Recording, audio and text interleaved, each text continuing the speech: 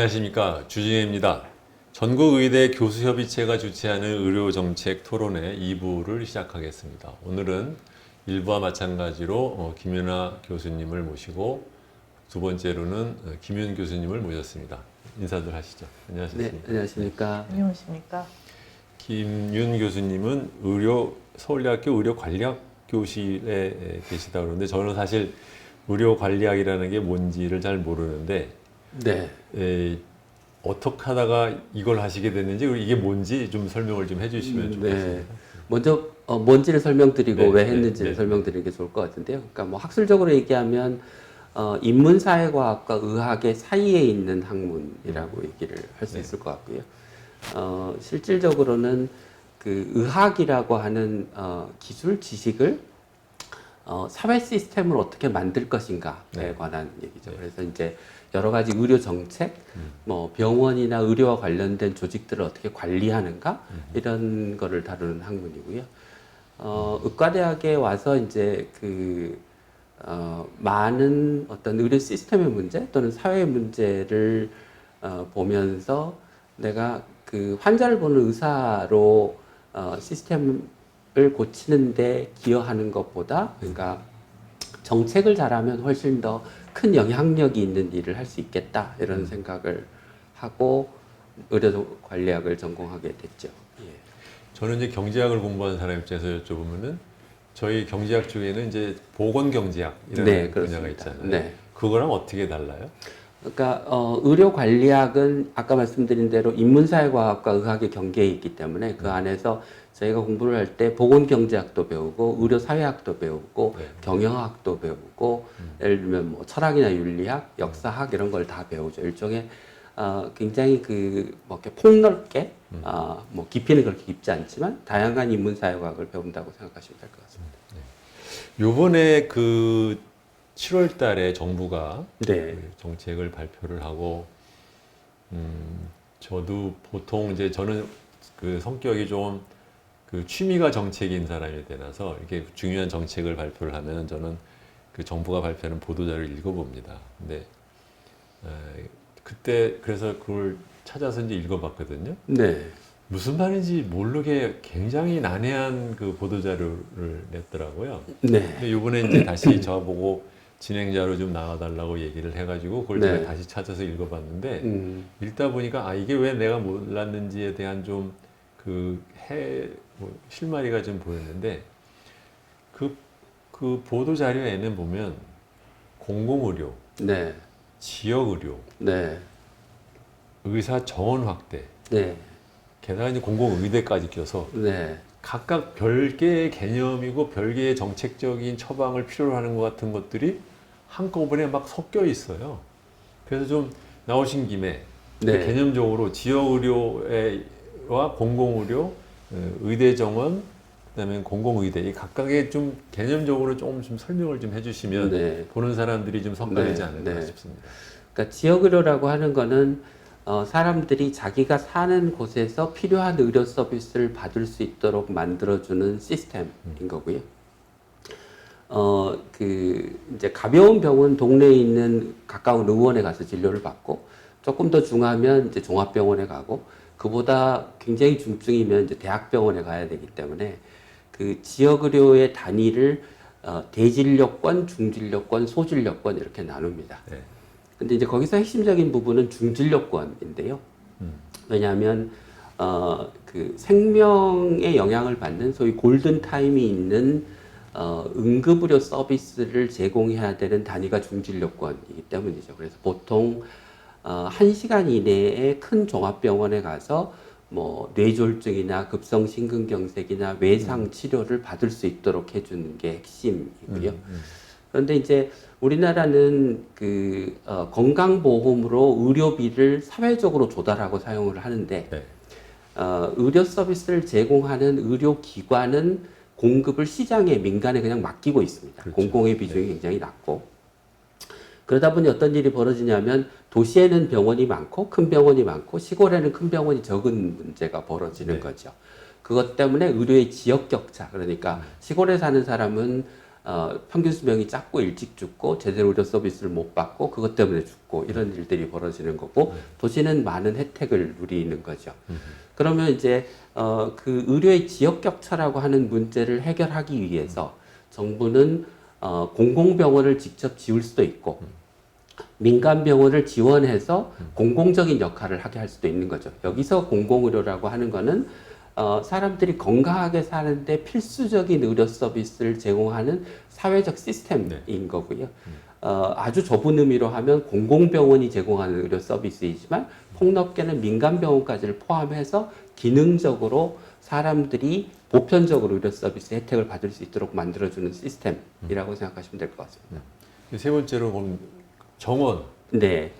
그런데 이제 많은 사람들이 섞갈렸던 네. 게 그거랑 정원이랑 무슨 네. 상관이야 이렇게 생각하잖아요. 그런데 이제 시골에 예를 들면 큰 병원을 지어도 큰 종합병원을 지어도 거기서 일할 의사가 없으면 그 병원이 제대로 기능을 할 수가 없는 거죠. 근데 이제 단순히 정원을 그냥 늘리면 시골에도 일부 의사가 가겠지만 도시에 훨씬 많은 의사가 남을 것이기 때문에 의사의 도농 간의 격차나 지역적 불균형의 문제가 한편으로 악화되면서 시골의 공급이 느는 방식이 되기 때문에 시골의 지역에 의무 근무를 할 별도의 트랙으로 의사를 뽑아서 양성하는 프로그램으로 만들자고 하는 게 지역의사제입니다. 네. 예, 이런 지역의사제는 우리나라에서만 처음 하는 게 아니고요. 외국에서도 그 의사가 부족한 그런 취약지에 의사를 공급하기 위해서 쓰는 정책이고, 뭐 세계보건기구나 OECD나 이런 나라들에서 의사 인력의 지역적 불균형 문제를 해결하기 위해서 전통적으로 사용하고 권고하는 정책입니다. 근데 제가 지금 못 알아들었던 건 그거였던 것 같아요. 뭐냐면 지역 의사제를 할 수도 있고 뭐 하는데 그걸 왜 꼭 정원을 늘려서 해야 되는 거지? 그거를 제가 잘 못 알아들은 것 같고, 많은 국민들도 사실은 따져보면 이게 제가 이게 개념적으로 다른 거 아니냐고 생각했던 이유가 바로 그런 건데, 지역 의료를 늘리는데 왜 그걸 공공 의사의 정원을 늘려야만 되는 거냐라는 그 설명을 제가 결국은 그 많은 논란과 그 많은 그러니까 두 가지 문제가 동시에 존재하기 때문이죠. 하나는 우리나라 의사가 평균적으로 부족하고 지역적으로는 시골의 의사가 더 많이 부족하기 때문에 이 의사를 늘리는데 시골에 가는 쪽으로 늘려야 전체적으로 양을 늘리고 지역적 불균형의 문제를. 근데 그 말씀은 늘리는데 지역으로 가게라는 말은 벌써 늘리는 걸 전제로 하는 얘기잖아요. 왜냐하면 제 말은 그냥 늘리는 거 말고도 지역으로 보낼 수 있는 방법이 있을 텐데 왜 꼭 늘리는 걸 전제로 하느냐. 첫째는 총량이 부족하기 때문이고요. 그러니까 이제 우리나라가 인구 1000명당 의사 수가 한의사를 빼면 2.0명인데요. OECD 평균이 3.5명입니다. 그러니까 우리나라보다 한 1.78배쯤 많은 거죠. 의사가 가장 많다고 생각하는 수도권도 인구 1000명당 의사 수가 2.4명밖에 되지 않습니다. 그러니까 OECD 평균에 비하면 한 1명쯤 적죠. 그러니까 절대적으로 양이 적기 때문에 이거를 재배분한다고 하는 게 현실적으로 어려운 문제. 두 번째 문제는 의사 인력은, 특히 이제 의료 인력 중에서 의사 인력은 지역적으로 재배분하기가 대단히 어렵습니다. 왜냐하면 이 사람들이 자기가 살고 있는 곳을 잘 안 떠나려고 하고 자기가 교육받은 곳에서 잘 안 떠나려고 합니다. 그래서 지역의사제라고 하는 방식을 통해서 의사가 부족한 지역에 인력을 배분하는 방식은 뭐냐면 그 지역 출신을 뽑아서 거기서 교육시키고 거기서 인턴 레지던트 하면 그 지역에서 계속 일할 가능성이 높기 때문에 그런 방식을 쓰는 거죠. 솔직히 저는 아직 납득은 잘 안 되는 것 같아요. 뭐냐면 기본적으로 한 3,000명 매년 의사 정원이 있는데 지역으로 가는 사람들이 적으면 그 사람을 갖다 뽑아서 300명씩 10년을 하면은 그게 전체적인 퍼센티지를 치면 얼마나 된다고 지역 의료의 불균형이라는 문제를 그걸 하면 해결이 된다라고 생각을 하는 건지 약간은 좀 그 손쉽게 그냥 그 일타쌍피 뭐 속어로 말하면 약간 좀 그런 느낌이 들어서 두 가지 그 설명을 드리고 싶은데, 하나는 그 의료 분야는 일반 경제학의 원칙이 잘 적용되지 않습니다. 네. 그러니까 수요가 공급을 창출하는 게 아니고 공급이 수요를 유인합니다. 그렇기 때문에 그 전 세계적으로 그러니까 우리나라뿐만이 아니라 사람들이 불건강하고 노인 인구가 많고 이런 지역에 의사나 병원이 많은 게 아니고 사람들이 건강한데 의사들이 살고 싶어하고 원래 큰 병원이 있던 지역에 네. 계속 의사들이 몰립니다. 그러니까 이 의사의 숫자를 그냥 늘리면 의사가 부족한 지역의 시골에 의사가 넘쳐 흘러서 가느냐? 물론 넘쳐 흘러서 가긴 가겠죠. 그런데 9명은 도시에 남고 1명만 시골로 가죠. 그게 첫 번째 이유고요. 두 번째는 이제 정부가 그 계산한 뭐 4,000명이라고 하는 숫자가 그냥 뭐 임의로 정한 숫자가 아니고요. 그 앞에서도 아마 설명을 들으셨겠지만 우리나라를 이제 중진료권을 전국을 70개로 나누고 70개 지역에 그 적정 규모의 종합병원 보통 이제 300병상 이상 규모가 돼야 아까 말씀드린 급성심근경색이나 뇌졸중 환자를 볼 수 있는 정도의 진료 능력을 갖추게 되니까 그런 병원이 없는 지역에 병원을 세우면 의사가 몇 명 필요하고 시골에 지금 300병상급 병원이 있긴 한데 도시 지역에 있는 병원에 비해서 인력이 부족해서 진료실이 떨어질 수밖에 없는 점을 고려해서 그 2차 병원, 그러니까 적정 규모의 종합병원의 기능을 제대로 하기 위해서 필요한 의사 수가 몇 명인지를 계산해서 산출한 값입니다. 그러니까 뭐 4,000명이라고 하는 게 충분하냐? 충분하지 않죠. 그렇지만 그런 정도는 있어야 지금 의료 취약지라고 분류되는 곳에 큰 병원을 만들고 그러면 큰 병원에서 일할 의사들을 만들고 기존에 있는 병원들이 도시보다 인력이 적어서 시골에 있는 사람들이 의료 혜택을 제대로 못 받는 문제를 해결할 수 있는 최소한의 숫자입니다. 지금 김윤 교수님 말씀하시는 걸 들어보면 이번에 정부가 낸 정책의 가장 중요한 목적은 우선순위를 치면 지역 의료의 불균형을 해소하기 위해서 뭔가를 막 한 것 같아요. 김 선생님이 보시기에는 지금 정부가 이렇게 정원을 늘려서 지역 의료의 격차를 해소하자라고 하는 이 두 가지를 어떻게 묶은 거잖아요. 이게 이렇게 하면 된다고 보십니까? 저는 이제 김윤 교수님하고 의견이 뭐 같지는 않고요. 사실 이제 우선은 의사 수의 증가가 한 명도 지금 더 받아들이기 어렵다는 그런 마인드가 있었습니다. 왜 이런 생각을 할까? 지금 지역 의료를 물어보시는데 조금 얘기가 네. 이제 배경 설명을 네. 하게 네. 되는데요. 어떻게 보면은 이제 전 시간에 이야기한 공공의료, 그러니까 국가가 책임을 지고 이것을 운영을 하는 이런 공공의료에 대한 개념이 하나도 없는 아이들이 얘네들은 그냥 뭐 전교 1등 논의가 나왔는데 전교 1등끼리 정말 피 터지게 경쟁을 해서 대학 교수가 되거나 아니면 이제 밖에 나가서 1차 의료 개원을 하면 완전히 뭐 자영업 치킨집하고 네. 똑같거든요. 치킨집을 그냥 서로 그냥 또 그냥 막 경쟁을 하거나 이거밖에는 지금 알고 있는 세상이 없어요. 알고 있는 세계가 없고 듣도 보도 못한 나라가 이게 내가 의료 서비스를 제공하고 거기서 나오는 이제 경영적인 문제들은 나라가 보존을 해준다. 이런 거는 전혀 개념이 없는 애들이거든요. 그러니까 이 친구들은 의사가 많아지면 무조건 앞으로 나의 삶이 더 피폐해질 거다.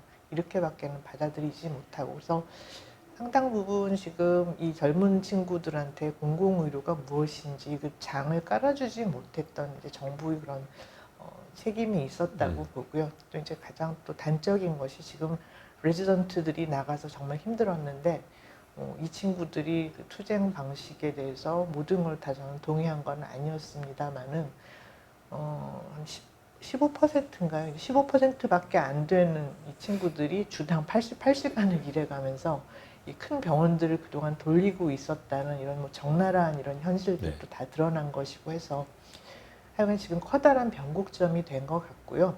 이제 김윤 교수님 말씀하신 대로 낙수 효과처럼 해서 이제 지역으로도 의사가 가주면 참 좋겠는데 그렇게 이론대로 되면 참 좋겠는데 저는 좀 쉽지는 않을 것 같은 것이 지금 우리나라가 사실은 이제 OECD 국가들 중에서 도농 차이가 많지는 않은 나라예요. 어느 나라나 도농 차이들이 있고 불행한 경우들이 있죠. 근데 노동 차이가 많은 거 아니고 그것도 인구 대비당 굉장히 적은 돈을 쓰고 이거를 이렇게 해놓은 시스템이거든요.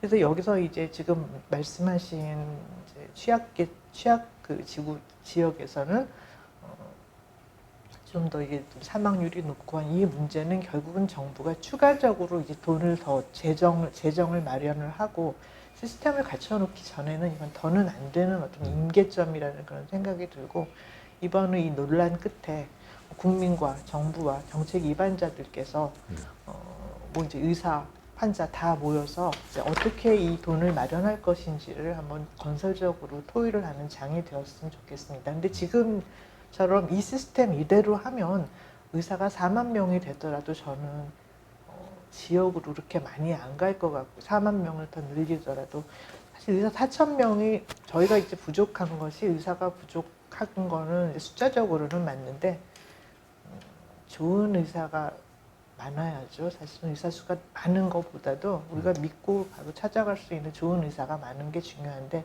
지금 시스템에서는 그것을 보장하기가 굉장히 어렵다는 그런 문제들, 복잡한 문제가 있습니다. 그래서 저는 단순히 이제 어떤 이런 교육이나 또 이 친구들이 일할 여건들을 공공적으로 좀 타당하게 이렇게 뒷받침을 해주는 시스템이 저는 먼저라고 생각을 합니다. 제가 조금 네, 예, 네. 부연 설명이 필요할 것 같으니까 제가 말씀드리는 거는 의사 수를 그냥 늘리면 그렇게 해서 늘어난 의사의 대부분은 도시에 남고 일부만 시골에 가기 때문에 그런 방식은 적합한 방식이 아니라는 거고요. 잠깐요, 선생님 거기서요. 네, 좀 더 아예 처음부터 시작을 하죠. 네, 지역 의사 제도를 실시하지 않는다 하더라도 네, 국민들은 이렇게 생각하거든요. 네. 우리나라 의사 부족한 거 아니냐, 서울 포함해서. 네, 네. 그러니까 의사 수를 전체적으로 늘리는 것 자체는 나쁜 거 아니지 않냐? 네, 라는 게 일반 국민들의 인식인데 네, 의사분들은 그렇게 생각 안 하시잖아요. 네. 거기에 대해서는 우선 어떻게 생각하세요? 의사 수 부족하죠. 네, 그러니까 숫자로도 부족하고 서울 지역 또는 수도권 지역 또는 대도시 지역 다 포함해서. 지역적으로 보면 그러니까 그 상대적인 문제인데요. 네. 그러니까 이렇게 말씀을 드릴 수 있습니다. 그러니까 미국이 네. 인구 1000명당 의사 수가 아마 2.5쯤 될 겁니다. 네. 예, 그러니까 서울이 2.4거든요. 그러니까 서울을 굳이 치면 시스템을 잘 운영하면 부족하지 않을 수 있는 수준이죠. 예. 그렇지만 시골은 부족한 게 명백하고 그다음에 그 의료기관 유형별로 보면 병원의 의사가 부족하죠. 특히 중소병원의 의사가 굉장히 부족하죠. 그래서 그 큰 병원은 의사 수가 많긴 하지만 환자를 보는 진료의 강도가 굉장히 높고 그다음에 이게 이제 얘기가 좀 번져나가긴 하는데 네.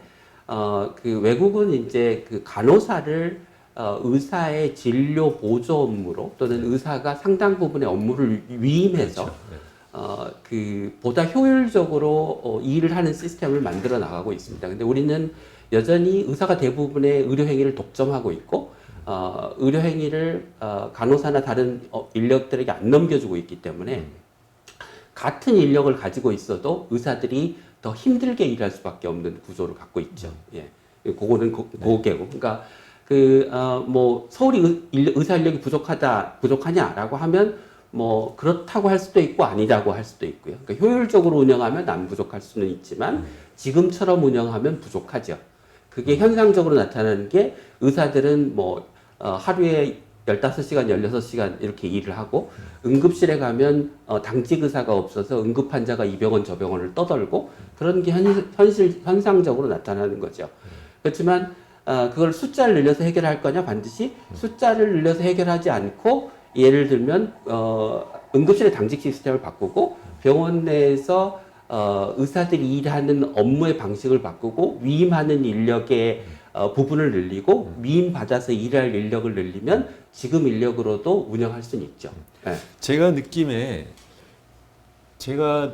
느낌에 그 이번에 정부 정책에 대해서 반발하는 의사들이 가장 크게 느끼는 그 불만이 그 점에 있었던 것 같아요. 뭐냐면 기존의 현재의 정원 안에서도 얼마든지 그 전달하는 체제나 아니면 운영하는 체제를 개선을 해서 의사의 부족이라는 현상, 방금 말씀하신 것처럼 심지어 서울 안에서도 느껴지는 의사의 부족이라는 현상 같은 것을 할 수 있음에도 불구하고 그런 것에 대한 개선은 안 한 채 갑자기 뚝하니 정원 늘린다라고 얘기를 나오니까, 그러니까 어떻게 보면은 그 의사분들은 느낌에 정부가 자기가 우선적으로 해야 되는 중요한, 어떻게 보면 쉽게 딸 수 있는 그 열매는 안 따고 엄한 데서 치고 나온다, 이런 생각을 했던 건 근데 이제 아니었나. 제가 드리는 말씀을 오해하시면 안 되는 게, 그러니까 서울 정도 되면 일하는 방식을 바꿔서 기존 의사 숫자를 가지고 시스템을 네. 잘 운영할 수 있다.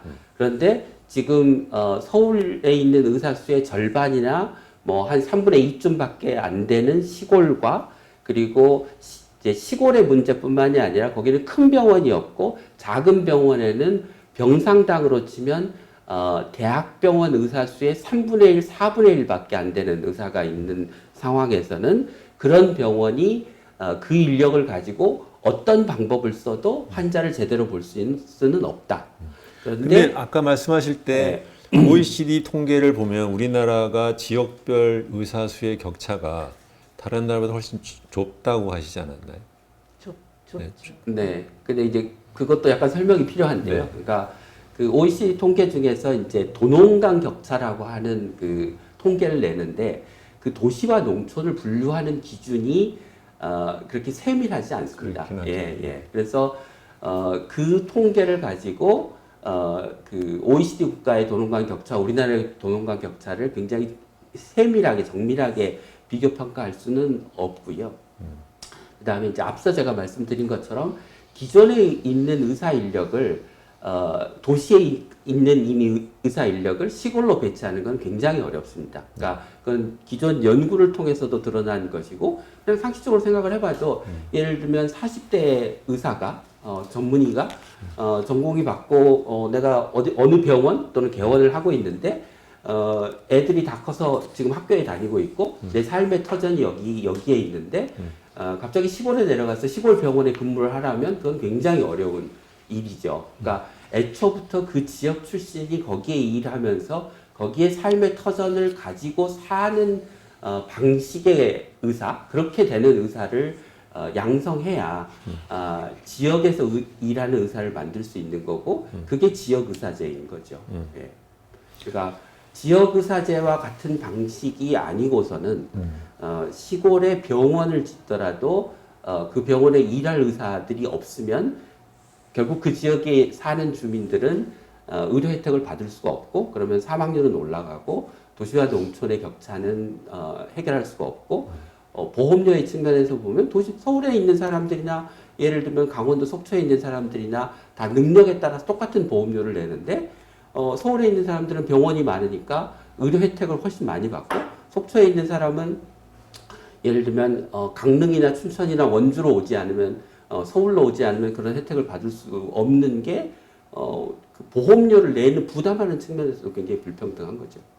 잠깐 여기서 그러면 선생님은 지역 의료 격차를 해소하기 위해서는 지역 의사 제도가 필요하고, 지역 의사 제도를 하기 위해서는 현재와 같은 정원에서는 가능하지 않고, 또는 정원을 늘린다 하더라도 지역 의사라는 걸로 제한을 하지 않으면 지역 의료 격차는 해소가 안 된다. 네, 그렇게 말씀. 조금 더 정확하게 말씀드리면 지역 의료 격차를 해소하기 위해서는 거기에 제대로 된 병원이 있어야 되고요. 네. 거기서 일할 인력이 있어야 되고요. 네. 근데 이거는 그냥 정원을 늘리는 방식이 아니고 네. 지역 의사제처럼 거기에서 일할 인력들을 따로 뽑아서 양성을 해야 되고, 그 병원이 제대로 운영될 수 있도록 하는 예를 들면 지역 가상과 같은 건강보험의 별도의 수가 제도가 있어야 되는 거죠. 예, 그러니까 시설, 인력, 수가를 포함한 보상 체계, 이 세 개가 함께 이루어져야 지역에 있는 병원이 제대로 운영되고 지역의 의료 격차의 문제를 해소할 수 있는 거죠.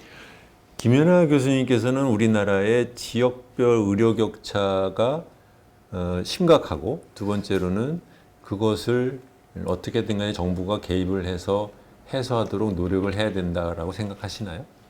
그런 대의에 동의를 하지 않는 의사나 대한민국 국민은 아무도 없을 것이고요. 인륜이 기본적인 것이 어느 지역에 살든지 같은 수준의 의료 서비스를 받아야 한다는 거는 누구도 저는 그러니까 지역 의료 격차가 심각하고 그것을 해소하기 위한 노력은 해야 된다. 그거는 까지는 동의인데. 그 대의에는 누구나 동의할 텐데 다만 재원을 어디서 끌어오느냐 그것이 먼저라고 생각을 합니다. 재원. 예, 네. 재원의 문제고 제가 이제 보여드리기 좋아하는 슬라이드를 한 장만 제가 뭐 네. 보여드리겠습니다. 네. 이제 미국처럼 돈 많이 살림 못하는 나라 사람은 많이 죽고 우리나라는 돈 안 쓰면서 이렇게 살림을 잘하는 이런 나라. 자 여기서 뭘 더 개선을 하겠다. 지금 이제 우리보다 거의 2배 이상 돈을 쓰는 이런 나라들도 그걸 살펴보면 프리벤터블 데스, 그러니까 살릴 수 있었는데 죽은 사람 그리고 이제 지역과 도시의 그 의료의 격차 이런 것들이 다 존재를 하거든요. 우리나라보다 크지 않습니다. 그래서 우리나라 지금에서 조금이라도 더 그런 격차를 줄이려면 이제 이렇게 가는 수밖에 없다고 저는 보거든요. 돈을 늘릴 수밖에 없는데 이 재정을 어디서 구해오는지에 대한 논의가 이제 모든 정책에서 먼저 저는 되어야 한다고 생각을 하고요. 이제 의료 격차 말씀하셨는데 제가 이제 김은 교수님 논문이 있더라고요. 이게 이제 왼쪽은 게 프랑스거든요. 그래서 의료 사막. 그래서 프랑스도 제가 이게 보니까 지역별 사망률의 차이를 아니요. 나타내는 이게 거군요. 의사수, 지역별 의사수? 의사수인데 이제 그 10,000명 기준으로 했으니까 우리나라는 1,000명 기준이니까 이제 열로 나누면 되는데 이제 1,000명당 1명 미만이면은 좀 의사가 적은 지역인데 이제 프랑스는 이렇게 아주 파랑색 요거를 제외하면 다 1,000명당 1명이 안 되고요. 김인 교수님 데이터를 보시면 우리나라는 이제 진한 빨강, 오렌지, 그다음에 흐린 오렌지 이렇게 해서 허연색하고 베이지색 요게 이제 1,000명당 1명이 안 되는 지역인데 보면 사실 또 선진국이라고 하는 프랑스보다 그렇게 못하는 것 같지는 않아요. 그래서 이런 문제들 그럼에도 불구하고 엄연히 이제 지역에서 안타까운 일들이 일어나는 케이스들은 많이 있죠. 그래서 이런 것들을 해결을 하려면 결국은 돈은 어디서 끌어야 돼. 자꾸 돈 얘기만 해서 죄송한데 제가 돈밖에 몰라요.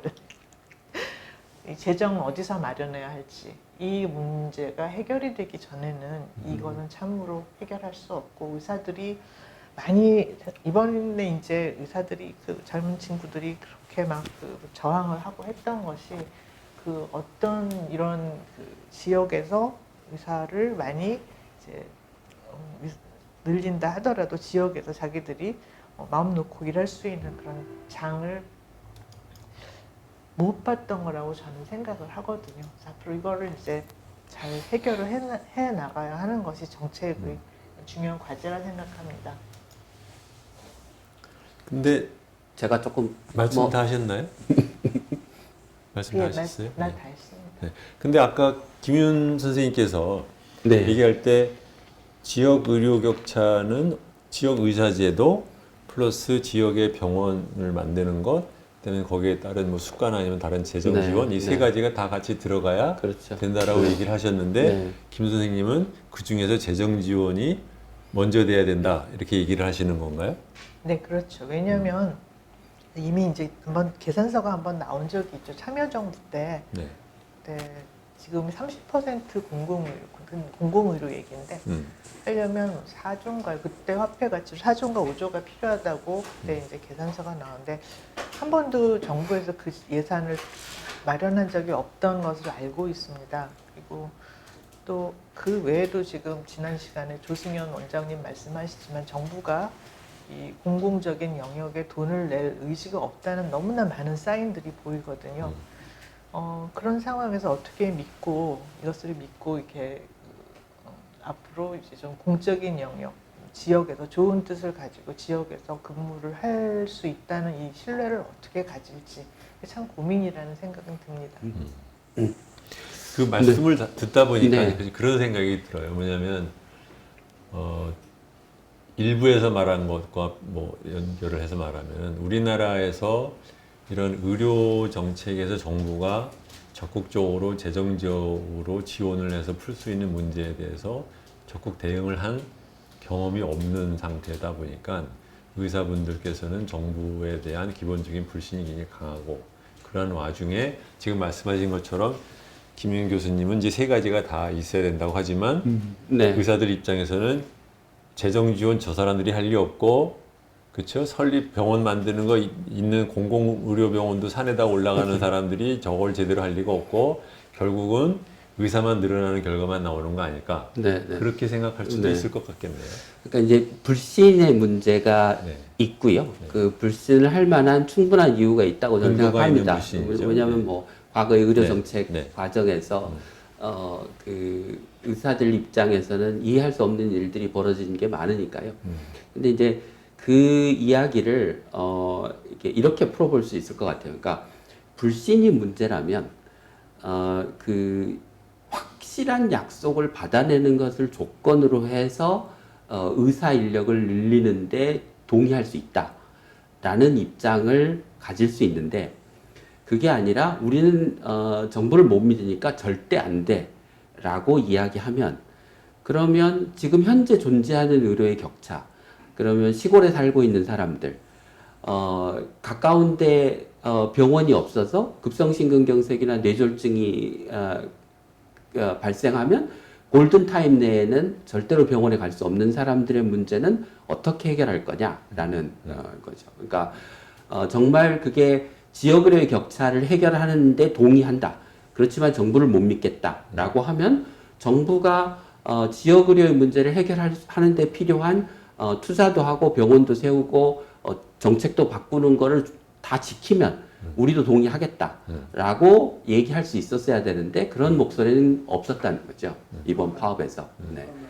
두 번째는 이제 김연아 교수님이 우리가 돈을 많이 안 쓰고 있다 이렇게 얘기를 하시는데 요 이제 그 슬라이드를 보시면 이게 GDP 대비 의료비를 OECD 평균과 우리나라를 비교한 그림인데요. 네.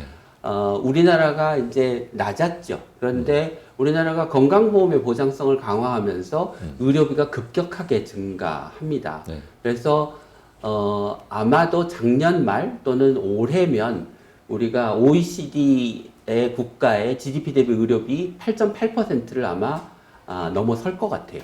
그러니까 우리는 더 이상 의료비를 적게 쓰는 나라가 아니고요. 그다음에 이제 아까 기대 수명과 의료비의 관계를 그래프를 보여주셨는데 사실 그 기대 수명은 의료가 아닌 다른 요인에 의해서 훨씬 더 많이 결정됩니다. 그러니까 건강을 결정하는 수명을 결정하는 요인 중에서 의료가 차지하는 비중은 한 20%밖에 되지 않고요.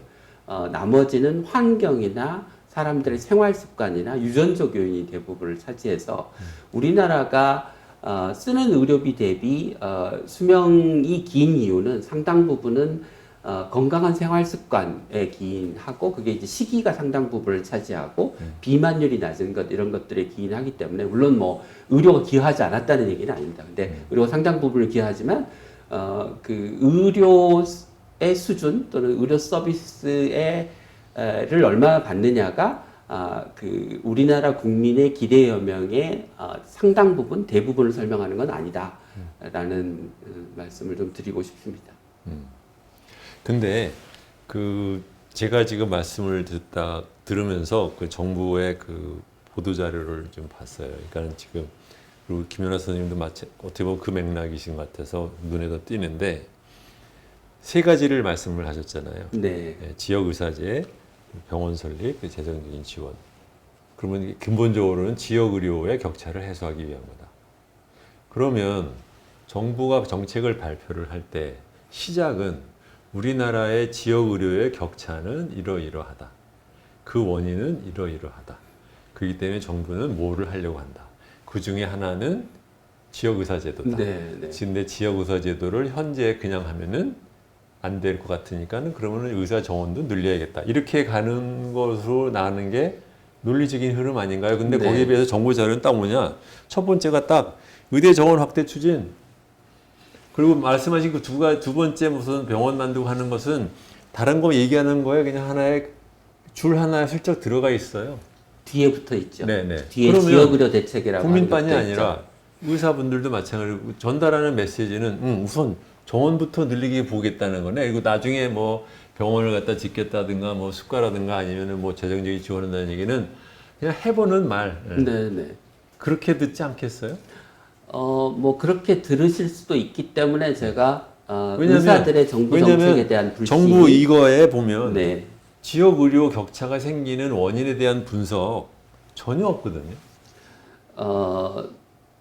다른 문건엔 있죠. 이제 네. 예, 그러니까 그게 전혀 없다고 얘기하시면 네, 좀 네, 과한 네, 네. 얘기시고, 그러니까 아니 저도 그- 사실 뭐 네. 보도 자료에 네. 한 열 몇 장짜리 읽어보고 네, 없다 그 포인트가 아니라 예. 중요한 것은 국민을 상대로 의사를 네. 상대로 메시지를 이것을 전달하는 전할 때, 방식이 네, 네. 잘못됐죠. 그렇죠. 네, 네. 그러니까 지역 의료 체계를 갖추고 지역의 의료 격차를 해소하겠다고 하는 큰 정책적 목표를 내놓고 그 문제를 해결하기 위해서 이거가 필요한데 그 중에 하나 지역 의사제를 통해서 지역에서 의사를 우리가 양성해야 돼라고 얘기를 했으면 훨씬 더 설득력이 있었겠죠. 예.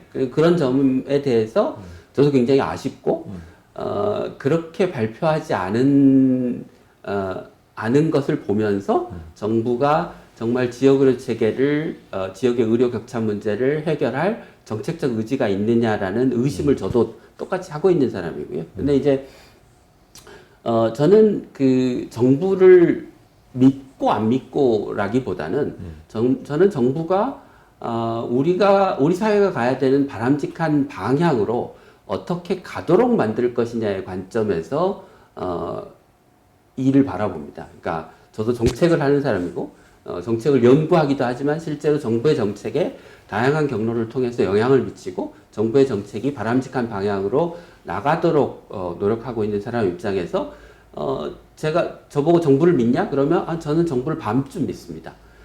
그 나머지 안 믿는 반을 뭘로 채우느냐? 정부가 바람직한 방향으로 갈 수밖에 없는 사회적 영향력을 어떻게, 정치적 압력을 어떻게 만들어낼까를 고민하는 거죠.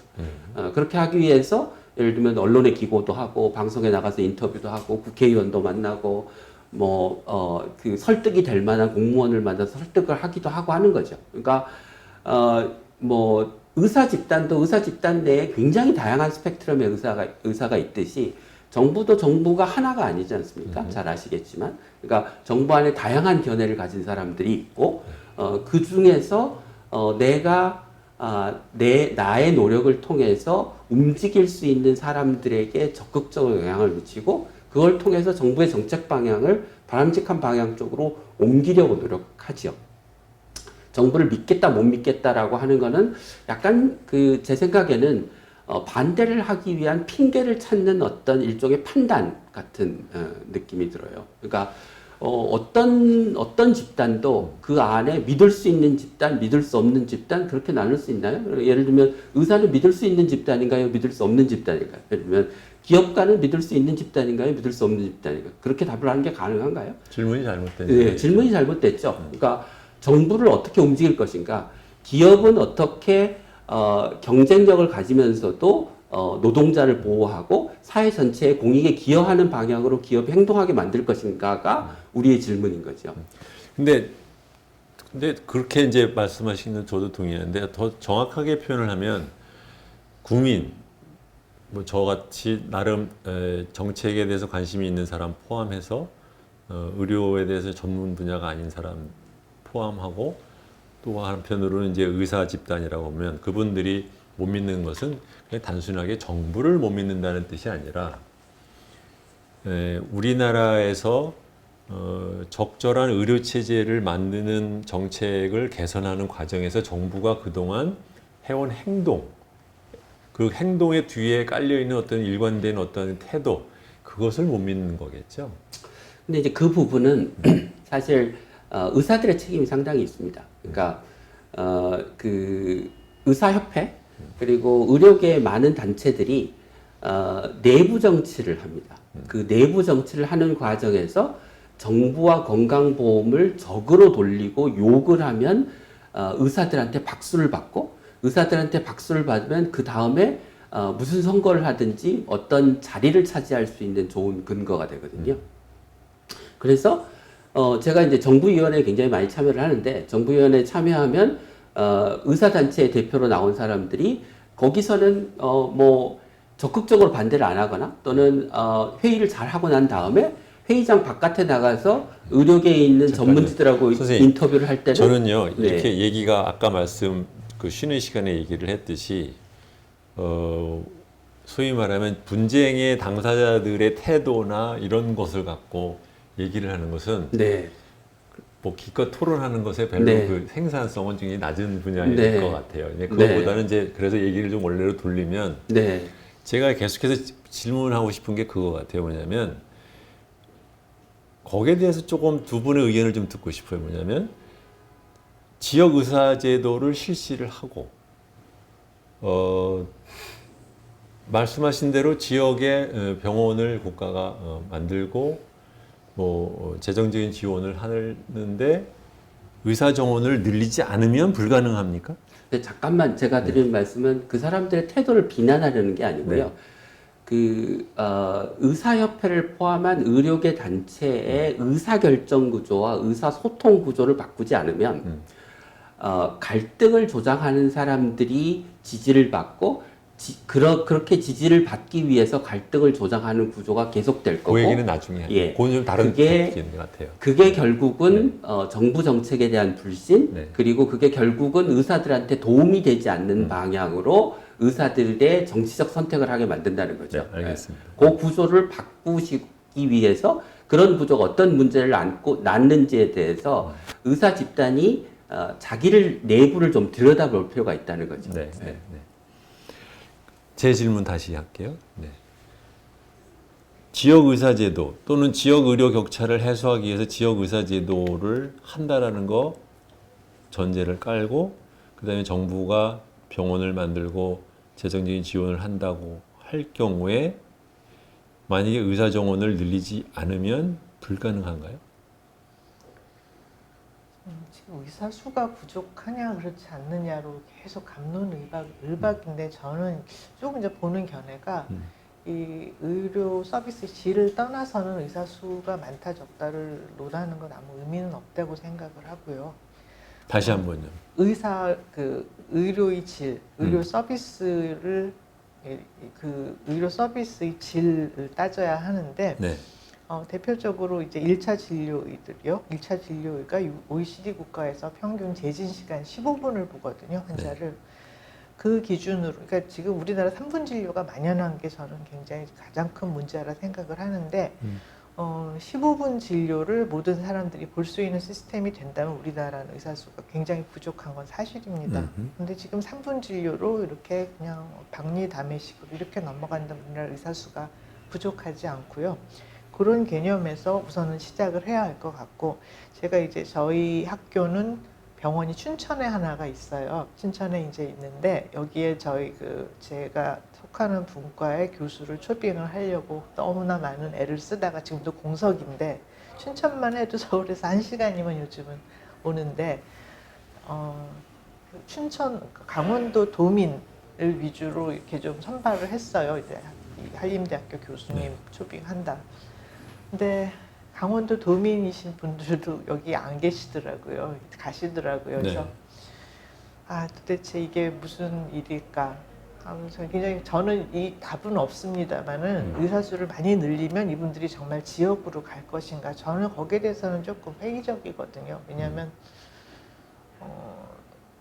우리나라 서울이라는 곳이 지금 OECD 국가의 도시하고는 그 차원이 다른 어떻게 보면 모든 자원과 이런 것들을 다 끌어들이는 이런 좀 괴물처럼 이렇게 커졌기 때문에 이런 지방의 그런 자율성이나 지방의 어떤 그 경제 활성화나 이런 것들이 해결이 되기 전에는 의사를 아직 정말 막 몇만 명씩 이렇게 늘리면은 정말 이제 할 일 없어서 갈지는 모르겠는데 잠깐요.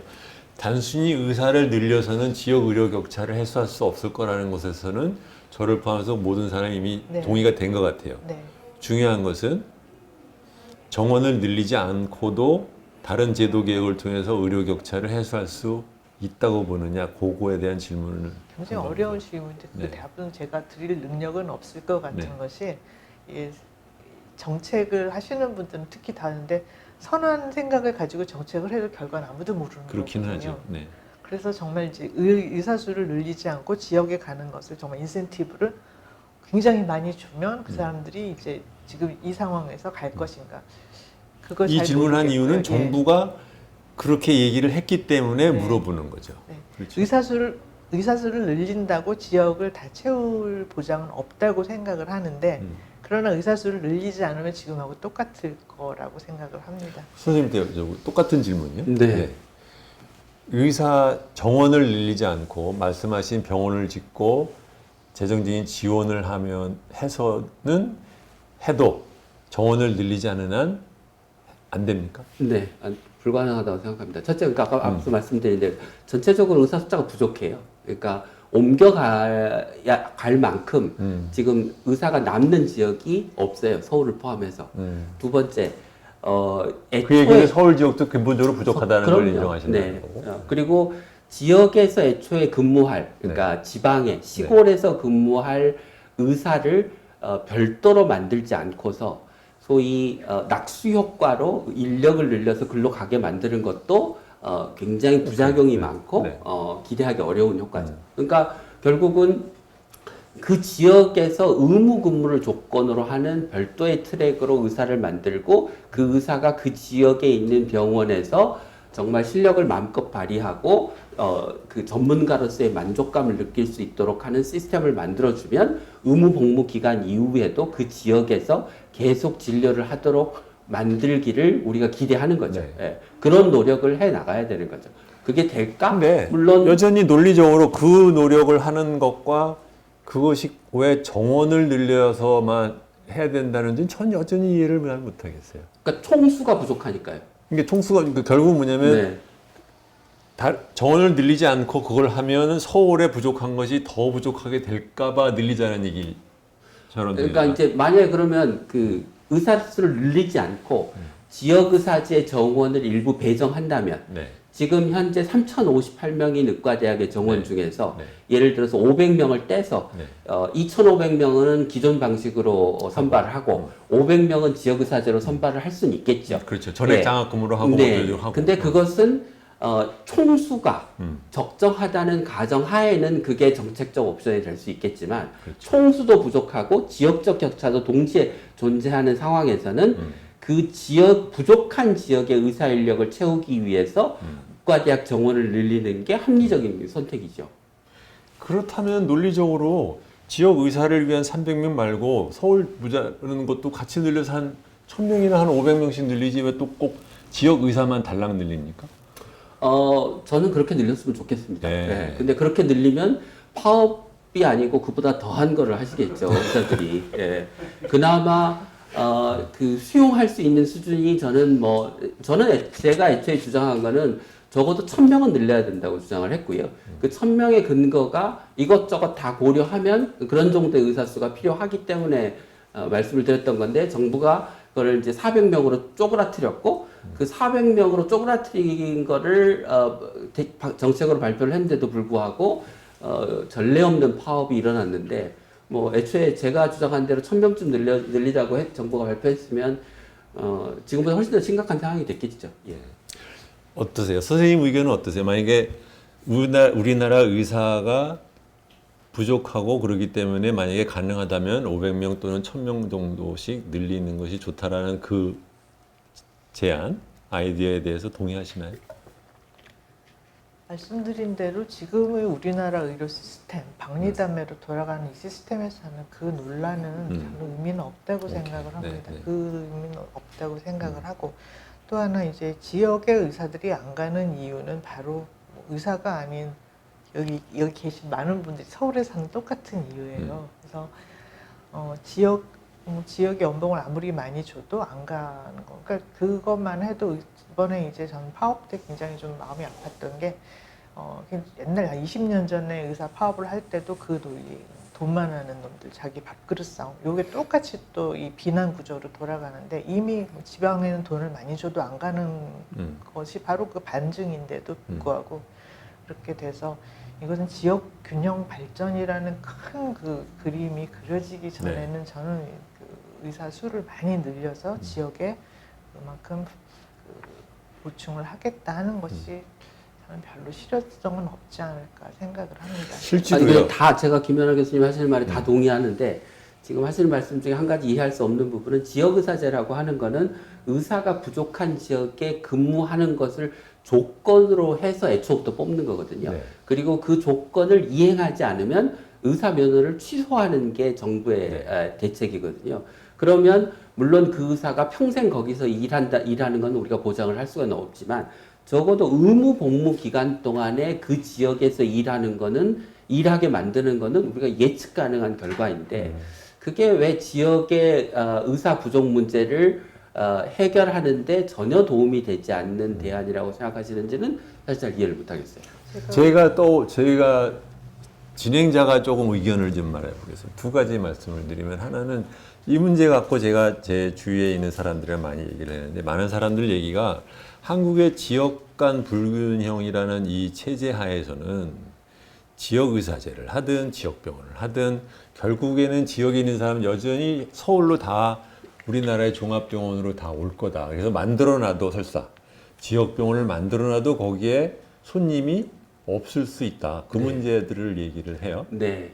그리고 두 번째로는 이 지역의 의사를 많은 사람들이 얘기를 했지만 10년만 지나면 다들 대부분의 많은 사람들이 네. 또다시 대도시로 나올 건데 네.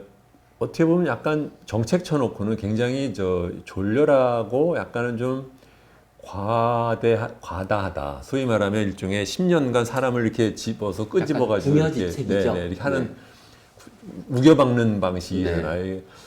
그렇게 빽히 우리 사회가 정책을 못하나라는 네. 생각을 하죠. 네.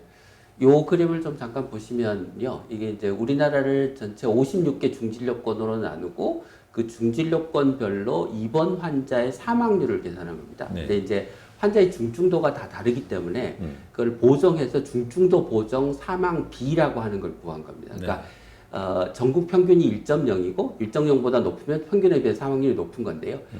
전국에서 사망률이 제일 높은 지역이 어디냐면 이천 진료권입니다. 네. 이제 이천시 플러스 주변에 있는 몇 개의 지역이 모여서 대개 인구 15만 이상이 되는 지역을 네. 한 개의 중진료권으로 하는데요. 이천이 제일 높고 제일 낮은 지역이 어디냐면 강원도 강릉입니다. 근데 이천과 강릉은 진료권의 사이즈로 보면 다 인구 30만에 비슷한 지역이에요. 네. 예. 근데 두 개 지역 사이에 인구도 비슷하고 수도권에는 이천이 더 가까운데도 불구하고 강원도 강릉이 전국에서 사망률이 가장 낮은 이유는 뭐냐? 강릉 아산병원이라고 하는 좋은 병원이 있기 때문이거든요. 예. 그러니까 시골에도 지방에도 좋은 병원을 만들면 그 지역의 의료 수준은 올라갑니다. 제가 한 가지 저게 그러니까 그 뒤에 다른 슬라이드가 있는데요. 잠깐요. 그러니까, 우선 네. 김 선생님 네. 말씀 듣고. 저 데이터를 저도 이제 흥미있게 봤는데 저는 저는 이제 좀 거꾸로 가니까 하는 생각이 들어요. 300병상 이상의 종합병원이 있는 지역과 없는 지역은 기본적으로 다른 커뮤니티가 아닐까 하는 그런 생각을 하고 물론 뭐 강릉 아산병원이 좋은 병원이어서 사망률 차이가 났을 가능성도 있지만 또 다른 가능성 이제 아마 건강보험공단 청구 데이터를 내신 것 같은데 중증도 보정이나 이런 것들 좀 한계는 있는 것이고 지역사회 자체가 완전히 다른 사회가 아니어서 저런 결과가 나왔나 하는 그런 생각도 좀 하긴 했었습니다. 네. 조금 부연 설명을 드리면 이 지도 오른쪽에 있는 지도가 중진료권별로 사망률을 보여드리는 건데요. 색깔이 진하면 사망률이 높은 지역이고 색깔이 연하면 사망률이 낮은 지역인데 사망률이 높은 지역의 상당수는 어디냐면 서울 인근에 있는 지역입니다.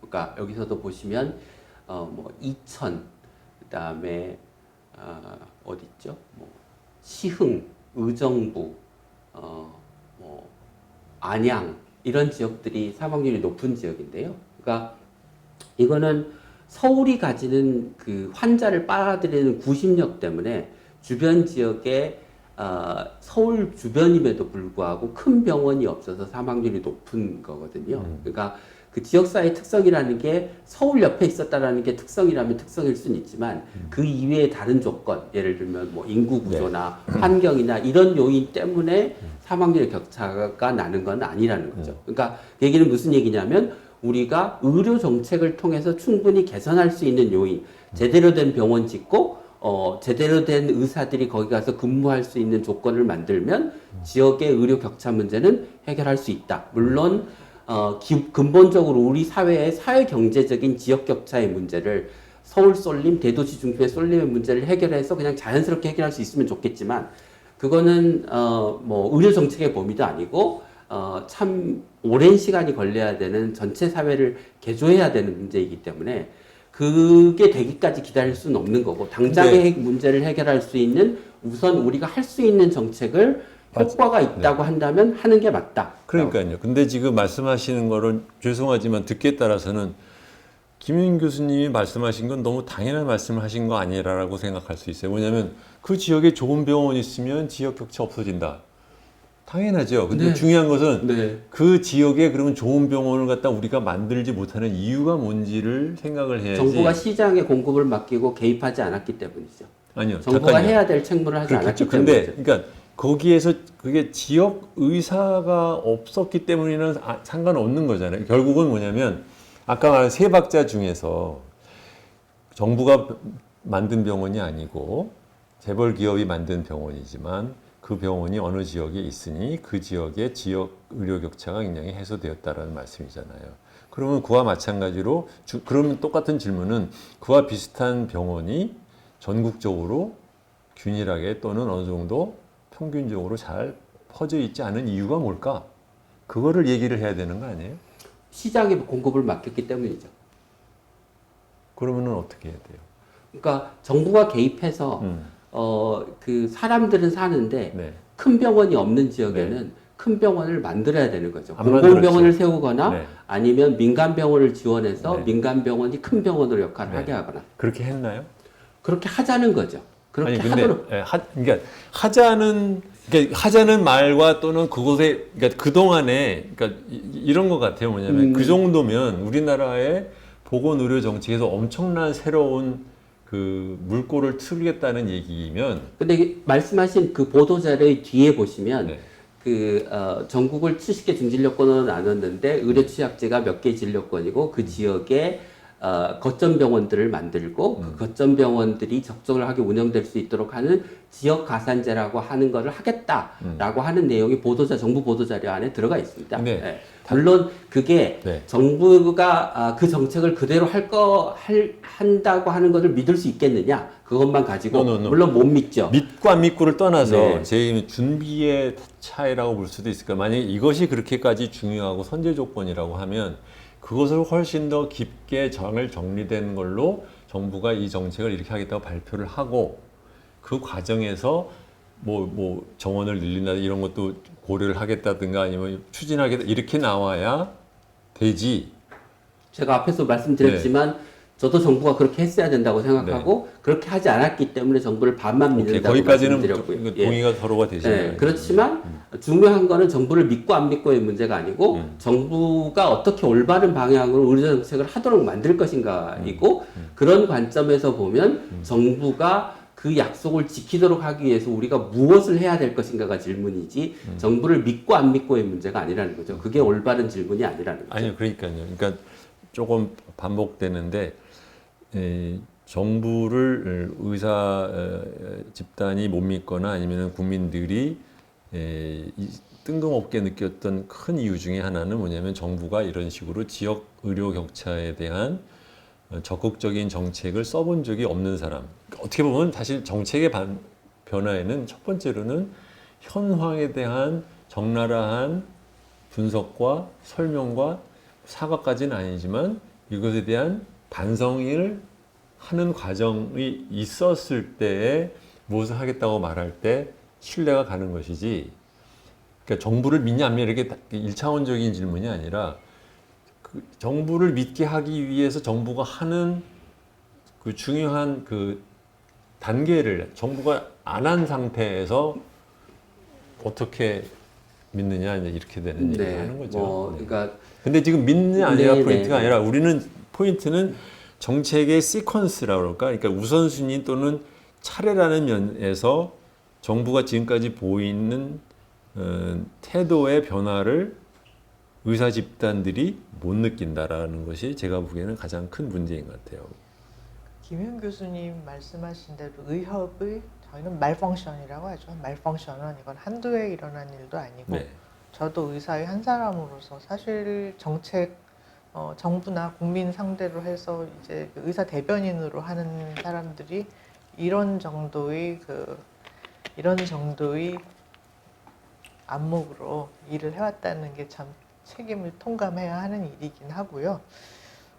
김윤 교수님 말씀하신 내용 중에서 저는 뭐 이제 다 동의한데 사실 저는 돈밖에 모르는 사람이라 그래서 돈이 어떻게 흘렀는지만 관찰을 하면 정부의 진정성이 너무나 보이지 않는 그런 것에 대해서 개탄하고 사실 이번에 이제 파업을 나간 전공의들한테 이런 얘기들 다 하지는 못해서 안 들어올 것 같더라고요. 정말 그러면 이제 뭐 예를 들어서 민간 병원들의 그 길병원 같은데 음압병상 만들어주고 감염병 전담병원 지정하고 그게 사실 제일 싸거든요. 지금 이 코로나 같은 이런 변수 상태에서는.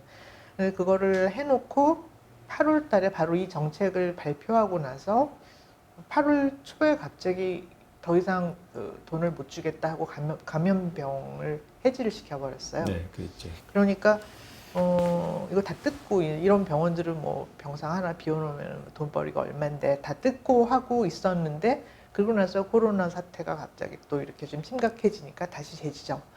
그래서 이런 것들을 보면 정부가 정책을 만들 때 진정성이 어디 있는지를 뭐 의심을 그러니까 믿고 싶지 않고 믿고 싶고가 아니라 이게 좀 이렇게 숫자가 말해주잖아요. 이거를 가지고 어떻게 이 사람들이 진정성을 믿나 하는 문제. 근데 공공의대 거는 뭐 말도 안 되는 뭐 게이트 뭐 그래서 하는데 저는 딱 하나 본 게 어떻게 재정을 운영할까. 근데 이것도 국립이 아니라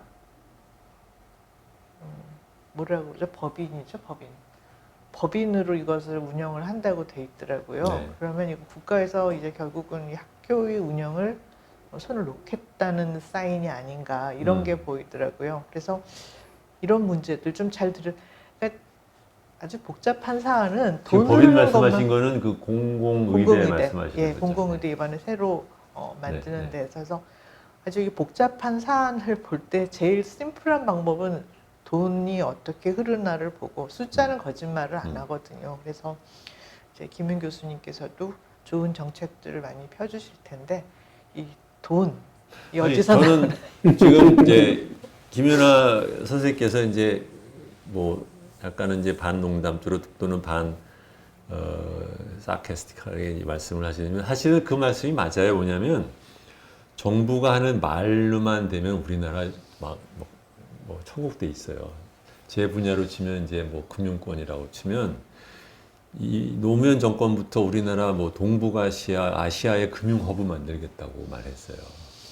뭐 그리고 뭐 하기 위해서 뭐 규제를 풀고 뭐를 하고 뭐 금융 대학을 뭘 어떻게 교육 인력을 뭐 얼마를 늘리고 금융 허브 만드는데 뭐 금융 전문 대학원을 만든다니까 황당하죠. 그런 거랑 비슷한 거예요. 뭐냐면 정책은 사실은 앞에 나오는 말은 의미가 없는 것이고 실제적인 법제적으로 뭘 바꾸느냐 그다음 더 중요한 것은 정부가 예산을 어떻게 쓰느냐를 보지 않는 한 의미가 없는 얘기거든요. 네. 그러니까 저는 돈이라고 표현을 하시지만 사실은 그게 적절한 문제 제기라고 생각을 하는 네, 것이 네. 우리나라에서 정부라고 말하면 꼭 무슨 정권의 이슈가 아니라 그러니까 보건복지부가 그동안에 우리나라 의료 정책에서 예산을 써오고 예산 쓰는 방식의 흐름의 배분을 바꿔오는 방식을 생각하면 많은 사람들이 말씀하신 세 박자 중에 나머지 둘은 그냥 말하자면 모양새를 한 것이지 아니지 않을까라는 생각을 할 만도 하지 않을까 그런 생각을 합니다. 네. 그러니까 뭐 다시 말씀드리지만 네. 그래서 제가 정부를 반밖에 안 믿는 거고요. 예를 들면 이제 올해 그 내년 예산안에 그 공공병원을 신축하고 뭐 공공병원을 증축하기 위한 예산이 하나도 안 들어가 있습니다. 그러니까 그러니까 이거하고 같이 보면 이게 말이 안 되는 거죠. 못 믿는 거죠. 근데 뭐 그런데 다행스럽게 지금 이제 사람들이 야 니네 그게 말이 되냐? 뭐 공공의료 강화한다 그러고 무슨 감염병에 공공병원이 큰 역할을 했다고 하면서 뭐 방역과 경제는 같이 가야 된다면서 무슨 뭐 뉴딜 정책의 예산은 뭐 수천억씩 수조씩 쓰고 맞아요. 공공병원의 예산은 한 푼도 안 쓰면 그게 말이 돼? 라고 이제 외부에서 막 비판을 하니까 그 국회에서 공공의료 관련된 예산을 증액하는 방안을 이제 검토하기 시작을 했습니다. 네. 네. 그래서 무슨 말씀을 드리고 싶은 거냐면 앞에 드렸던 말씀을 연장선상인데요. 그러니까 정부를 믿고 안 믿고의 문제가 아니라 정부를 어떻게 움직일 거냐가 저는 정확한 적절한 질문이라고 생각하고요. 그렇게 하기 위해서 그렇게 하기 위해서 파업한 거죠. 글쎄요. 네. 그것도 별로 잘 믿기진 않습니다. 알고 한 건 아니에요. 그런데 이제 결과적으로 보면 뭐 파업을 한 게 정부가 이 문제에 대해서 보다 심각하게 책임감을 느끼고 고민하게 된 계기인 거죠. 정부와 국회가. 정부보다는 국회가. 왜냐하면 선거가 내년에 지방선거도 해야 되고 그 다음에 대통령 선거도 있고 그러니까요. 예. 그렇죠. 그래서 이 얘기를 이제 다시 돌아가면 이제 뭐 정부에 불만이 많죠. 의사들도 불만이 많고 저도 불만이 많습니다. 굉장히. 근데 그 정부의 불만을 토로하고 정부를 욕하는 게 문제 해결책이냐? 아니면 정부를 움직일 수 있고 또는 정책이 지금처럼 정부가 약간 무계획하게 전문성도 떨어지면서 전문성을 가지고 결정해야 될 것까지 자기들이 다 알아서 자기의 권한으로 움켜쥐고 정책 결정을 하는 방식을 어떻게 바꿀 수 있을 것인가에 관한 고민이 필요하다라는 거죠. 그러니까 보건의료와 관련된 정책은 전문성이 굉장히 높거든요. 그러면 전문가들이 참여해서 결정을 해야 되죠. 근데 상당수의 정책 결정이 그냥 관료들이 결정을 해요. 그러니까 이상한 결정들이 내려지죠. 왔다 갔다 하고 사람 바뀌면 뭐 정책도 바뀌고 그런 구조를 근본적으로 개혁하는 게 의사들이 전문가로서 자기 역할을 제대로 할 수 있는 의료 시스템을 만드는 데 있어서 굉장히 중요한 출발점이거든요. 그러면 정부를 욕할 게 아니라 정부의 정책 결정 구조를 바꿔서 투명하게 만들고 전문가들이 참여하고 전문가들이 참여해서 결정한 거를 정치가들이나 관료들이 쉽게 뒤집지 못하게 바꾸고 그런 일을 해야 되는 거죠. 어떻게 하면 그렇게 할 수 있습니까? 법과 제도에 의해서 중요한 정책 결정을 하는 구조를 전문가와 사회적 합의에 의해서 결정하는 구조로 바꾸면 되는 거죠. 아니 근데 네. 우리나라 어지간한 거 다들 관료가 그냥 찜점하는 한마디만 그러면 해서 정리를 네네. 할게요. 저는 이제 의사협회가 기능을 못하는 것에 대해서는 뭐 책임이 있다고 생각을 하는데 이제 정부에서도 모든 걸 잘한 건 아닌 게 그 장기 법안을 20년 동안 표류를 시켰다는 거, 그러니까 의료의 그 큰 그림을 짜는 법안을 20년 전에 만들어 놓고 5개년 계획처럼 이렇게 해서 이것을 하는 그 노력을 안 했다는 거 역시 그것도 책임이라 생각을 하고요. 젊은 의사들이 가장 화가 났던 것 중에 하나가 왜 의사들이 이 정책에 이렇게 힘이 없느냐, 아무 목소리를 낼 수가 없었느냐, 이것이 가장 힘이 들었다고 하는데 의협 개혁은 의협 개혁대로 이제 또 이런 큰 일이 있었으니까 이제 다시 협의체나 이런 기구를 통해서 좀 잘 해보자는 것이 의미일 것 같습니다. 저는요, 그러니까 이런 일이 벌어지고 있는데 누가 잘못했냐를 갖다 뭐 얘기를 하는 것은 별로 의미가 없다고 생각하고요. 그거보다는 지금 이제 제가 다음 얘기로 넘어가고 싶었던 것이 바로 그건데 뭐냐면 지금 우리는 얘기를 하다가 지역 의료 격차에 관련된 얘기만을 주로 했는데 선생님 보시기에는 우리나라 의료 체제에서 지역 의료 격차만 문제가 있는 건 아니잖아요. 그렇죠. 다른 중요한 큰 문제가 있다면 어떤 것들이 있다고 생각하시나요? 그러니까 이제 의료 시스템을 크게 나누면 그 돈을 모아서 돈을 쓰는 체계하고요. 의료 서비스를 공급하는 체계로 나눌 수 있는데 이게 돈을 모아서 쓰는 체계는 사회적으로 조달을 하는데 공급은 완전히 시장에 맡겨서 민간 영역에 맡겨서 하는 게 근본적으로 갈등을 일으킬 수밖에 그렇죠. 없는 거거든요. 그러니까 병원을 만들고 병원에 투자를 하고 이런 것이 보다 공공적으로, 그러니까 예를 들면 대부분의 유럽 국가는 병원을 짓거나 장비를 사거나 하는 거를 공공 예산으로 합니다. 그러니까 정부의 예산으로 합니다. 그러니까 우리나라 의사들이 이제 개원하려면 정부 예산이라면 이제 의료보험비로 내는 게 아니다라는 얘기죠. 네. 그러니까 의료 보험에서 지원하는 경우들도 있습니다. 네. 그러니까 나라에 따라서는. 근데 예산과 보험 네. 뭐 둘 다 이게 돈 주머니는 다르지만 사실은 뭐 세금이나 다른 성격 다르지 않으니까요. 그렇죠. 성격이. 그런데 우리나라는 예를 들어서 의사들이 개원을 하려면 뭐 집이 부자면 몰라도 은행에서 대출 받아서 몇 억씩 투자해서 개원을 해야 되고, 근데 잘 되기도 하고 잘못되기도 하고, 그러니까 재정적인 부담이 굉장히 크죠. 그런데 예를 들면 유럽의 대부분의 국가들은 개원을 한다고 하더라도 그렇게 많이 투자를 해야 될 필요가 없고요. 일단 환경 자체가. 그 다음에 영국 같은 국가들은 예를 들면 의사가 들어와서 근무만 하는 되는 공간을 정부가 내주죠. 그렇다고 의사가 정부의 공무원도 아니에요. 그냥 정부와 계약을 하고 그곳에서 진료를 하는 그냥 전문가일 따름인 거죠. 그런 방식으로 의료 서비스의 공급을 보다 공공적인 형태로 하도록 전환하지 않으면 이 재정 체계와 공급 체계 사이의 갈등, 그리고 그 공급을 담당하고 있는 의사들이 가지고 있는 자본가적인 성격 또는 소상공인적인 성격이 이게 왜 의료가 공공적이어야 되고 왜 내가 내 돈 들여서 병원 하는데 정부가 간섭하고 개입하냐라고 하는 불만과 질문을 끊임없이 던지게 되는 거죠. 그래서 지금 말씀하신 그러니까 의료 서비스에 정부 예산 또는 뭐 의료 보험료의 재원을 통하든 간에 그 일정 부분을 갖다 정부의 퍼블릭 머니로 공공적인 돈으로 지원을 하는 체제가 있어야 된다.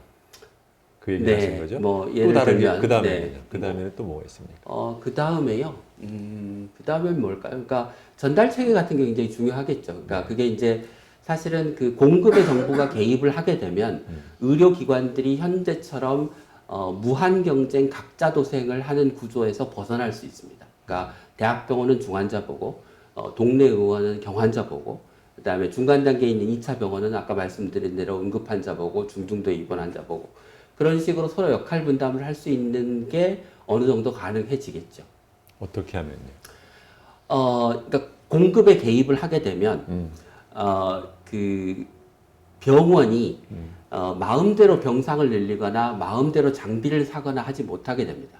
왜냐하면 정부가 돈을 줘야 병상을 늘거나 개입을 할 수 있게 되니까. 선생님 말씀 마치 우리나라 중고등학교의 중고등학교의 반을 사립으로 운영을 하는데 정부가 돈을 주기 때문에 등록금도 규제할 수 있고 뭐 입학 정원도 규제할 수 있고 일종의 말해 중고등학교 모델로 가자라는 말씀처럼 들려요. 그게 중고등학교 모델로 가자고 말씀하시는 게 적절한 비유인지는 모르겠는데요. 대부분의 유럽 국가들은 제가 말씀드린 것처럼 의료 시스템을 운영합니다. 그러니까 그냥 그게 보편적으로 선진국에서 의료 시스템을 운영하는 방식인 거죠. 그게 중고등학교 모델하고 같은지 다른지는 제가 잘 모르겠습니다. 어떻게 생각하세요? 그거 말고는 그것만 하면 되나요? 아니면 다른 것들도 있는 건가요? 저는 이제 의료 전달 체계를 공급자를 리미트한다는 방식은 지금까지 잘 안 됐거든요. 이거는 이제 환자들에게 제한을 하는 방법밖에 없습니다. 근데 안 하죠. 표가 안 되니까. 지금 이미 뭐 내가 어제 텔레비에서 나온 의사를 보러 가야겠다. 그 길로 뛰어나가도 누구도 그걸 제재를 안 하거든요. 그래서 강력하게 이거는 이제는 소비자, 환자를 컨트롤하는 수밖에 안 남아 있는데 글쎄요, 정치인들이 그런 정치를 할 의지가 있을지 저는 굉장히 의심을 하고요. 과격한 방법들이 없진 않습니다. 지금 사형화 의료기관들, 이 지금 테크놀로지가 발달하면서 이 사람들이 얼마나 지금 이제 이윤을 추구를 할 방법이 많아졌는데 이거 굉장히 전문성이 있지 않으면 이거는 막을 수가 없거든요. 아쉬운 대로 그 병원, 대학병원들 교수들한테 인센티브를 혹독하게 지금 그걸 가동을 하고 그 대학병원의 심지어는 교수인데 교수의 존재 가치는 그 사람이 벌어들이는 수입에 따릅니다. 이 사람의 연구 능력이나 이런 것이 아니고 이 인센티브 혹독하게 하는 이 방식을 정부가 손을 걷고 한번 손을 봐주면 참 좋겠는데 그것도 안 하죠. 알고도 안 하는 것은 악덕이라고 그랬나요? 그래서 하여간 그 의료기관, 그 지금 많은 돈을 들여서 새로 집 짓고 공공의료를 하는 게 어려우면 지금 돌아가고 있는 이 사형화된 이런 시설들을 비헤이비어를 행동을 좀 교정을 하는 방법이 있는데 그것도 안 하죠. 그래서 보건복지부가 이 재벌병원, 큰 병원들이 뒷배가 아닌가 상당히 의심을 하는 이유입니다. 근데 거기서 질문이 그러면 이게 정부를 비난할 게 아니고 그 의사들이 돈을 벌도록 내모는 병원에 대해서는 왜 비판을 안 하느냐는 거죠. 의사들이. 지금 비판하신 것 같아요. 네. 김연아 교수님은 비판하시지만 통상적으로 예를 들면 이번 파업에서 의료 정책에 대해서 굉장히 많은 불만들을 의사들이 쏟아냈는데 그 정책의 상당 부분의 배후에는 병원이 있는 거거든요. 예.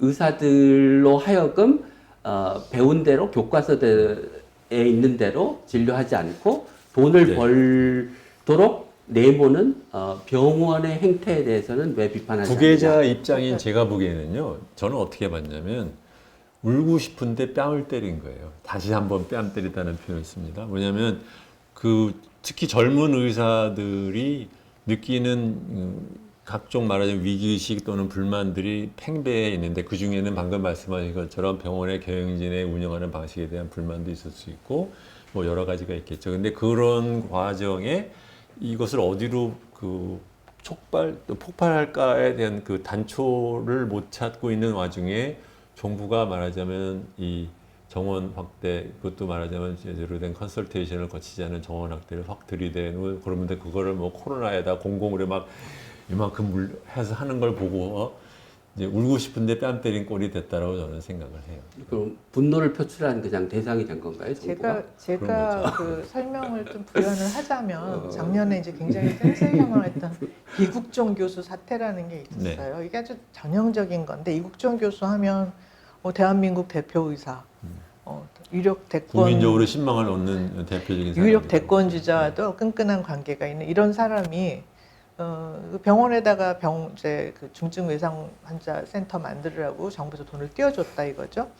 그리고 아무것도 안 해요. 그 돈이 어떻게 쓰이는지 깜깜이 속이죠. 뭐 그것도 이제 다 들여다보면 다 사정이 있는데 그러니 이제 이국종 교수가 화가 나서 경영진한테 가서 했더니 이제 그 온갖 욕설을 들었다는 그거를 또 이제 테이프로 공개를 했는데 자, 이국종 교수가 이 정도로 당할 정도면 보통 교수들은 어떨까? 지금 이 교수들이 굉장히 좀 힘이 없어요. 그래서 이런 이제 힘의 밸런스가 안 맞은 것도 이제 다 하나씩 고쳐 나가야 할 단계라고 보고요. 이 지금 교수들이 어떻게 보면은 이 병원에서 저는 좀 지금 노비 신세가 되지 않았나 소장농 내지는 근데 그 진료의 자율권까지 침해를 당할 그런 위기가 되면 이거는 고쳐야죠. 그래서 이 기회에 참 젊은 친구들은 누구에게 화를 내야 할지 저는 몰랐다고 생각을 하는데 잘 이제 교육을 시켜서 조금 더 건설적으로 방향을 틀었으면 좋겠다고 생각을 합니다. 저는 이제 뭐 마칠 시간상 마쳐야 된다고 하니까요. 마치면서 저는 오늘 이 토론의 진행자로 나서면서 한 가지 좀 희망이 있었다고 하면 제가 국민들을 대표해서 일반 소비자를 대표해서 얘기를 한다면 도대체 우리나라의 그 무리하기 짝이 없는 의사들이 3분만 진료하고서 쫓아내는 이거를 두 분의 말씀을 듣다 보면은 해결할 수 있는 뭐 단초가 보일까라는 희망을 가졌는데 죄송하게 그 단초는 아직 못 찾았습니다. 안 물어보셨으니까요. 네. 그래서 물어보시면 네, 3부에도 불러달라는 얘기예요. 근데 그래서 지금 마지막 질문을 그렇게 드렸던 건데, 그러니까는 지역 의료 격차라든가 뭐 몇 가지 이렇게 얘기를 하셨는데 그런 거를 한다고 되는 건가라는 조금 좀 답답한 마음은 좀 드는 것 같아서 제가 말씀을 드린 거고요. 그런 것은 또 차후에 또 좀 더 뭐 얘기를 갖다 저를 하든 아니든 뭐 상관없이 그런 기회들을 이 위교육 분들이 뭐 토론을 좀 해주시면 좋지 않을까 뭐 그런 생각을 합니다. 많은 제가, 시간 얘기를 저도 한마디 하시는데 해야 되지 않을까요? 예. 그래서 지금 그 끝나기 전에 김윤 교수님이요 한번 마이크를 주면은 절대로 안 놓으세요. 그 이런저런 얘기하느라고 시간이 부족했는데 마지막으로 네, 한마디 그러니까 하신다면. 뭐 이 동영상이 이제 의과대학생이나 전공의들이 볼 목적으로 보여줄 목적으로 만든다고 하셔서 이제 드리고 싶은 말씀은 뭐냐면 그 의사들이 그 전문가라고 하는 걸 굉장히 강조하시잖아요. 그런데 의료 정책도 임상 의사 못지않게 굉장히 전문성이 높은 분야입니다. 그리고 그 의료 정책의 전문성을 여러분들이 인정을 해주셔야 여러분들이 그 의료 정책 전문가들을 잘 활용해서 여러분들이 하고 싶은 일들을 할 수 있습니다. 근데 그 여러분 동료의 또는 여러분과 다른 분야의 전문가의 전문성을 인정하지 않으시고 여러분들끼리 모여서 여러분들이 만 공유하는 그런 생각과 그 뭐랄까 아이디어를 가지고 이야기를 하시면 저는 그 일반 국민들을 설득할 수 없고 정책 결정자들을 움직일 수 없을 거라고 생각합니다. 그래서 이번 기회에 좀 그 열린 마음으로 복귀를 좀 해보시고 우리가 안고 있는 의료의 많은 문제들을 해결하기 위해서 어떻게 해야 되고 어떤 노력들을 우리가 앞으로 해야 되는지에 대해서 다른 분야의 전문가들의 말에도 좀 귀를 기울여서 주시는 그런 계기가 되었으면 합니다. 네, 감사합니다. 김현아 교수님께서는 네. 김윤 교수님하고 이제 생산적인 많은 토의를 나누었고 사실 별로 이렇게 생각하는 방향이 다르다고 생각되지는 않아요. 그래서 이제 의사들의 그 권익을 대변하거나 이 사람들이 다 옳았다고 말할 생각은 저는 추호도 없고요. 사회가 변하는 과정 그리고 이 전체 의사들이 뭐 동떨어진 섬이 아니고 사회가 흐르는 방향에 따라서 잘 특히 젊은 의사들은 잘 그 적응을 하면서 어떻게 하면은 사회와 함께 갈지를 생각하는 그런 시간이 되었으면 좋겠습니다. 네, 여러분 긴 시간 동안 토론을 흥미롭게 들으셨는지는 모르겠습니다만 저로서는 상당히 재미있는 토론이었습니다. 미진하지만 미진한 부분은 앞으로도 계속해서 이 의협회에서 잘 맡아서 추가적인 방송들이나 토론들을 진행할 걸로 기대를 합니다. 네, 안녕히 계십시오.